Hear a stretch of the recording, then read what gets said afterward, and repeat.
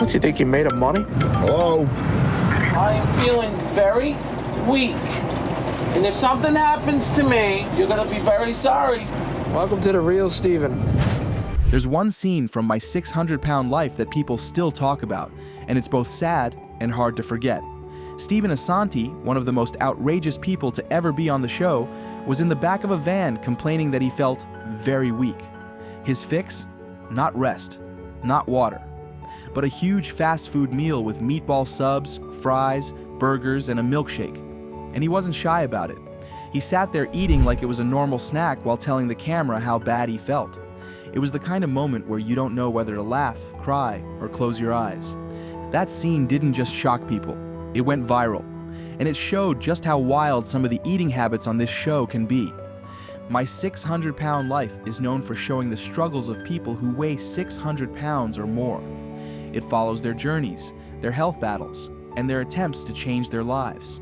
But along the way, it also shows some truly insane meals. Meals that leave viewers wondering, did they really eat all that? This isn't about judging or making fun. It's about understanding how serious food addiction can get. Some of these meals aren't just big, they're massive. Over the past month, a lot of these pathological behaviors started to come out. We're talking breakfasts with stacks of biscuits and gravy, pizzas with extra sides, and late-night snacks that could feed a whole family.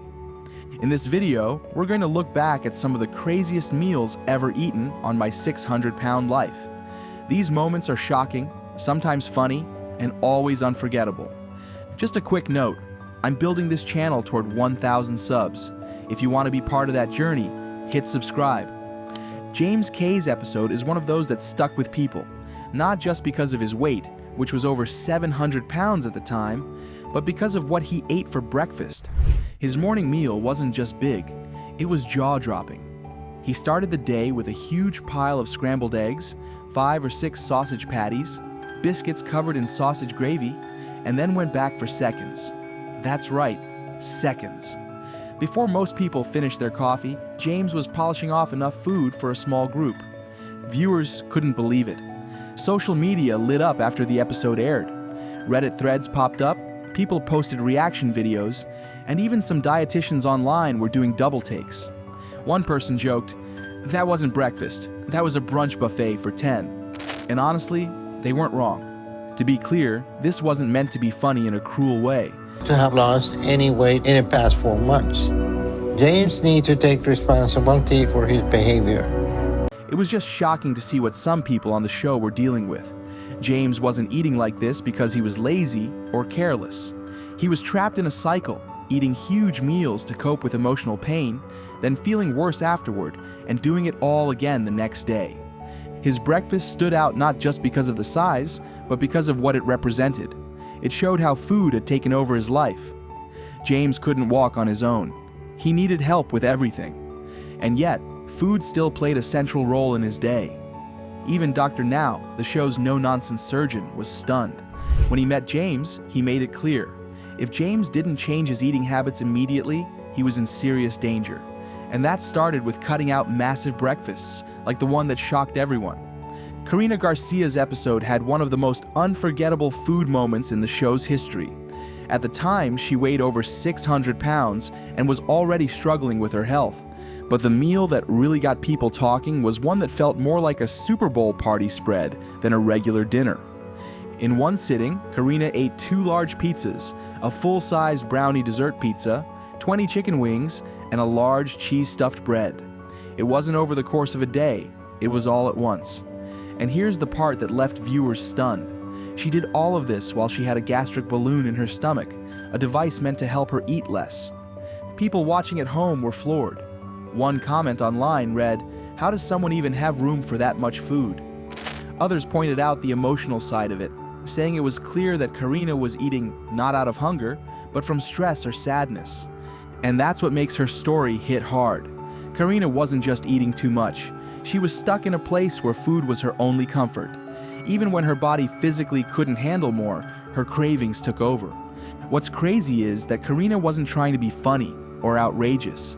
She was just being honest about what her daily life looked like. That's what the show does so well. It doesn't glamorize these moments, it just shows them. Dr. Now was quick to call out the danger. He told her that if she didn't stop, she was risking her life, and fast. She needed to take the balloon seriously and change her habits right away. Thankfully, Karina later made progress. She started to work hard at changing her lifestyle, but that massive pizza and brownie meal will always be one of the most shocking in my 600-pound life history.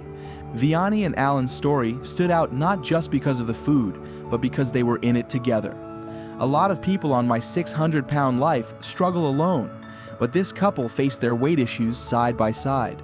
At first, that seemed like a good thing. They had each other for support. But as the episode went on, it became clear that their relationship was also feeding into their bad habits. One of their most talked about meals started with both of them getting huge portions of spaghetti. Each had a half-pound plate loaded with sauce and cheese. Then came a big stack of garlic bread. After that, they split a large pizza, and when Alan slowed down near the end, Vianney didn't hesitate to ask for his last slice. And that wasn't a joke. She really did eat her whole meal and part of his. The most shocking part? This wasn't a cheat day or a special occasion. This was just dinner. Watching the two of them eat was kind of heartbreaking. You could tell they cared about each other, but instead of pushing each other to be healthy, they were enabling the problem. Food was how they bonded, how they handled stress, and how they showed love. The more one of them ate, the more the other joined in. Dr. Now saw this right away. He told them they needed to break that pattern, because if they didn't, Vianney and Alan have shown they influence each other to make poor food choices. So if one of them starts to slip up, the other will likely follow. Because their relationship was actually putting both of their lives at risk. It wasn't just about losing weight anymore. It was about learning how to support each other without food. Their episode sparked a lot of conversation. Some people admired how close they were, while others felt frustrated watching them spiral together. But no one forgot that giant spaghetti and pizza meal. It became a symbol of how love, when mixed with addiction, can turn into something dangerous. Sarah Neely's journey on my 600-pound life was one of the more emotional ones. She started off weighing over 640 pounds and had a lot of struggles from her past: grief, trauma, and depression. But what really hit viewers was the moment she slipped up with food, right after she was approved for weight loss surgery. In the episode, Sarah decided to make a tater tot casserole, a heavy dish loaded with ground beef, cheese, cream soups, and frozen tater tots on top. It wasn't just a small plate either. She made a huge tray of it and admitted she ate way too much. For her, it was comfort food, but it also marked a moment where all her hard work almost came crashing down. What made it even more upsetting was how quickly it happened. so you gained 14 pounds in just a few days, and you back up over 600 pounds again. So tell me what happened. I ate some things this week I shouldn't have eaten. And why is that? I just lost control. Did I tell you if you didn't lose or you gained weight, your surgery would be off? Yeah. She had just gotten the go-ahead for surgery, a big milestone on the show. But stress and old habits pulled her back in, and the casserole became a symbol of that struggle. Unlike some of the other meals on this list, this one wasn't shocking because of its size. It was shocking because of the timing. Sarah knew better, and she was trying. But addiction doesn't go away overnight. That's what made this scene so real. To her credit, Sarah didn't let the moment define her. After that setback, she got back on track. She even went on to inspire others with updates about her weight loss and her new life on social media. Still, that tater tot casserole became one of those unforgettable meals. Not because it was over the top, but because it showed how hard it is to change, even when you're doing everything right. If there's one person from my 600-pound life who became instantly famous, for better or worse, it's Stephen Assanti. His behavior, his attitude, and especially his eating habits made him one of the most talked about people to ever be on the show. But one thing that really stood out, his non-stop fast food binges. In one episode, while he was supposed to be traveling to Houston to see Dr. Now, Stephen made several stops for food. Not one, not two, multiple. He ate meatball subs, double cheeseburgers, fries, soda, and donuts all in a single trip. And it wasn't like he was sneaking it. He was open about it, demanding fast food like it was a basic need. "I'm feeling very weak," he said, while stuffing fries into his mouth. That one line became a meme. People couldn't believe it. He was literally eating himself into worse health while claiming to be in pain, then using that pain as a reason to eat even more. It was a vicious cycle, and one that played out right in front of viewers. The thing about Stephen is, he didn't hide behind excuses. He was dramatic, sometimes rude, and often manipulative, but he was also clearly struggling. His eating wasn't just about being hungry, it was about control, addiction, and probably a lot of emotional issues that went untreated for years. Dr. Now tried to intervene, but even he seemed worn down by Stephen's behavior. Want this guy off. Eating the world. At one point, Stephen was kicked out of the hospital for sneaking in pizza deliveries. That's how deep the addiction ran. Of all the meals on this list, Stephen's fast food marathon wasn't just about how much he ate. It was the fact that he couldn't, or wouldn't, stop, even when he knew it was killing him.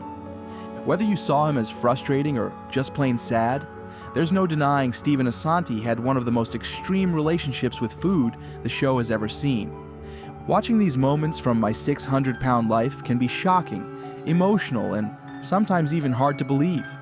The meals we've talked about, massive breakfasts, fast food marathons, pizza feasts, aren't just about overeating. They show us how deep food addiction can go. For the people on the show, food isn't just something they enjoy. It's something they rely on, even when it's hurting them. But these stories also remind us that change is possible. Some of the people featured here have gone on to lose hundreds of pounds and take control of their lives. It wasn't easy, and it didn't happen overnight, but it shows that even in the most extreme cases, there's still hope. If anything, My 600-Pound Life teaches us to look at obesity not with judgment, but with empathy. Everyone has a story, and for many of these people, food was their way of coping with pain, trauma, or loneliness. If you enjoyed this video, make sure to hit that like button and subscribe to the channel for more deep dives like this. We've got more wild stories, real struggles, and eye-opening moments coming your way, so don't miss out. Thanks for watching, and we'll see you in the next one.